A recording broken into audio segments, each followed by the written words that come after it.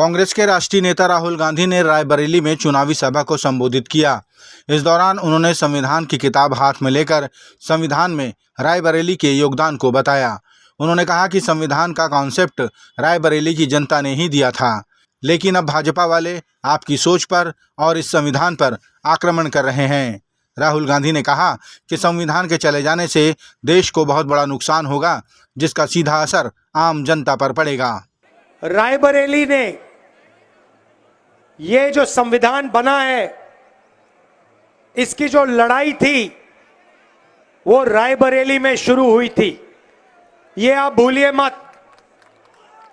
जवाहरलाल नेहरू जी यहां आए थे, 100 साल हो गए। यहां पे किसान का आंदोलन हो रहा था, किसानों को अंग्रेजों ने गोली मारी थी। और अगर आजादी की लड़ाई शुरू हुई और संविधान का कॉन्सेप्ट हिंदुस्तान को मिला, तो रायबरेली की जनता ने, रायबरेली के किसानों ने, रायबरेली के युवाओं मजदूरों ने दिया था। और अब ये आपकी सोच पर और इस संविधान पर आक्रमण कर रहे हैं। और ये भी याद रखिए, अगर ये संविधान चला गया, इसके साथ रिजर्वेशन चला जाएगा, इसके साथ सारे के सारे पब्लिक सेक्टर यूनिट चले जाएंगे, इसके साथ रेलवेज प्राइवेटाइज हो जाएंगी। और आज जो गरीबों के सामने रोजगार के रास्ते हैं, वो सारे के सारे बंद हो जाएंगे। और अदानी की, अंबानी की सरकार पूरा का पूरा जो भी करना चाहती है करेगी।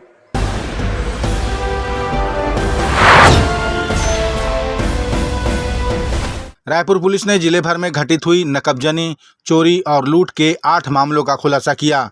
इस दौरान पुलिस ने कुल 9 आरोपियों को गिरफ्तार किया है, जिसमें 2 बालक विधि से संघर्षरत हैं। रायपुर रेंज के आईजी अमरेश मिश्रा और एसएसपी संतोष सिंह ने मामले का खुलासा करते हुए आरोपियों की गिरफ्तारी की जानकारी दी। उन्होंने बताया कि आरोपियों के पास से सोना चांदी के अलावा 9 लाख रुपए नकद और 60 लाख रुपए का मशरूका बरामद किया गया। आरोपियों ने देवेंद्र नगर, गुड़ियारी, खरोरा, न्यू राजेंद्र नगर, आरंग और धरसींवा क्षेत्र में वारदात को अंजाम दिया था।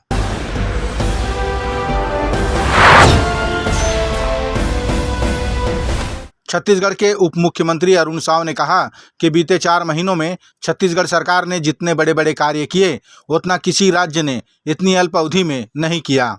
उन्होंने कांग्रेस को आड़े हाथों लेते हुए कहा कि हमारी सरकार किसान हितैषी सरकार है, जिसने किसानों के खाते में 13,320 करोड़ रुपए ट्रांसफर किए, वो भी बिना कटौती किए एकमुश्त दिए गए। उन्होंने कहा कि कांग्रेस की सरकार के समय 4 किस्तों में किसानों को राशि दी जाती थी, उसमें भी चौथी किस्त में कटौती कर दी जाती थी। किसी राज्य में इतनी जल्दी इतने बड़े बड़े काम नहीं हुए हों, इतनी बड़ी राशि किसानों के खाते में किसी राज्य ने कभी डाली नहीं होगी, जितनी बड़ी राशि 12 मार्च को छत्तीसगढ़ की विष्णुदेव साय के नेतृत्व वाली भारतीय जनता पार्टी की सरकार ने किसानों के खाते में डाला। 13,320 करोड़ रुपए। इससे बड़ी किसान हितैषी सरकार कुछ नहीं हो सकती। और छत्तीसगढ़ में जब कांग्रेस की सरकार थी, 4 किस्तों में पैसा देते थे, चौथे किस्त में कटौती करते थे, लेकिन हमने एक मुश्त पैसा दिया और 1 रुपए की भी कटौती किसानों से नहीं की। ये होती है किसान हितैषी सरकार।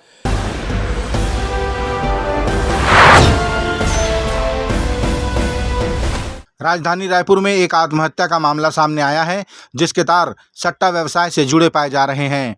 प्राप्त जानकारी के अनुसार मृतक संदीप बग्गा ने कीटनाशक पीकर आत्महत्या की कोशिश की और उसकी इलाज के दौरान मृत्यु हो गई। पुलिस को जो सुसाइड नोट बरामद हुआ, उसमें मृतक ने किसी नितेश मित्तल को लाखों रुपए सट्टा संचालन के लिए दिए जाने का उल्लेख किया है और रुपए मांगने पर गाली गलौज करने के कारण आत्महत्या करने की बात लिखी है। उसने एक नोट लिखा है, जिसमें लिखा है कि एक व्यक्ति है नीतीश मित्तल करके, जिसको उन्होंने 13 से 15 लाख रुपए दिए थे। जब वो मांगने लगा तो उसने गाली गलौज करके उसको बहुत प्रताड़ित किया, ऐसा उन्होंने लिखा है। इस पर से 306 का मुकदमा दर्ज कर लिया गया है और इसमें विवेचना की जा रही है। हॉस्पिटल में एडमिट कराया गया था जहां पर उनकी मृत्यु हुई है, पीएम कराया गया है। उसके बाद 306 का मुकदमा दर्ज किया। इसमें जो नीतीश मित्तल के ऊपर इल्ज़ाम लगाया कि ये सट्टे का कारोबार करता था और इसी में उसने वो पैसा दिया था। जब पैसा इसने वापस मांगा तो उससे गाली गलौज, मारपीट और प्रताड़ित करने लगा, जिस पर वो इल्ज़ाम लगाते हुए कि इसी के कारण मैं सुसाइड कर रहा हूँ या घटना कारित किया हूँ। तो इस प्रकार से एक नोट मिला है जिसकी जांच की जा रही है कि उसने लिखा है कि नहीं। सभी तथ्यों पर विवेचना जारी है। नीतीश पैनल भी चलाता था, कुछ जानकारी निकली है? अभी नीतीश मित्तल के बारे में जानकारी ली जा रही है कि वाकई ये क्या सट्टा खिलाता था या किससे जुड़े हुए हैं। अन्य थाना क्षेत्र से भी जानकारी मांगी गई है कि कहीं और भी ये इस प्रकार के अपराध में संलिप्त तो नहीं रहा है।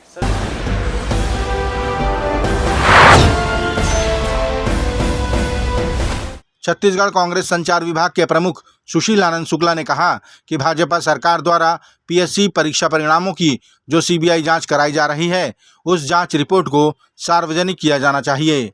उन्होंने कहा कि कांग्रेस की सरकार के समय भाजपा ने षड्यंत्रपूर्वक पीएससी को बदनाम किया और निराधार भ्रष्टाचार के आरोप लगाए। अब छत्तीसगढ़ की जनता भी जानना चाहती है कि आखिर सीबीआई जांच में क्या कुछ निकल कर आने वाला है। दरअसल ये पॉलिटिकल प्रोपोगंडा था। छत्तीसगढ़ लोक सेवा आयोग में हमारी सरकार के दौरान किसी भी प्रकार का कोई भ्रष्टाचार नहीं हुआ था, कोई अनियमितता नहीं हुई थी। भारतीय जनता पार्टी ने इसको छद्म रूप देके भारतीय जनता पार्टी ने षड्यंत्रपूर्वक छत्तीसगढ़ पीएससी की छवि को खराब करने के लिए उसमें भ्रष्टाचार की बातें की, पीएससी से उसकी सीबीआई से उसकी जांच कराने की बात की। अब सीबीआई से जांच करा रहे हैं और जो जांच करा रहे हैं उस चीज़ का हम मांग करते हैं उसको वाइट पेपर के रूप में सामने लाया जाए। उस जांच रिपोर्ट की सारी चीज़ें, जो आरोप लगाया है वो आरोप सामने आना चाहिए।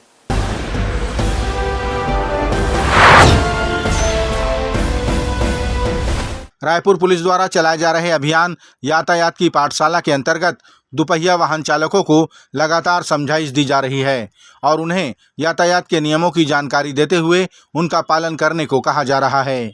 आज भी राजधानी के सरस्वती नगर थाने के पास यातायात की पाठशाला का आयोजन किया गया, जिसमें पुलिस अधिकारी ने वाहन चालकों को हेलमेट सहित तमाम नियमों के बारे में बताया। उन्होंने वाहन चालकों को समझाया कि शराब पीकर वाहन चलाना स्वयं के लिए और दूसरों के लिए भी कितना खतरनाक साबित हो सकता है।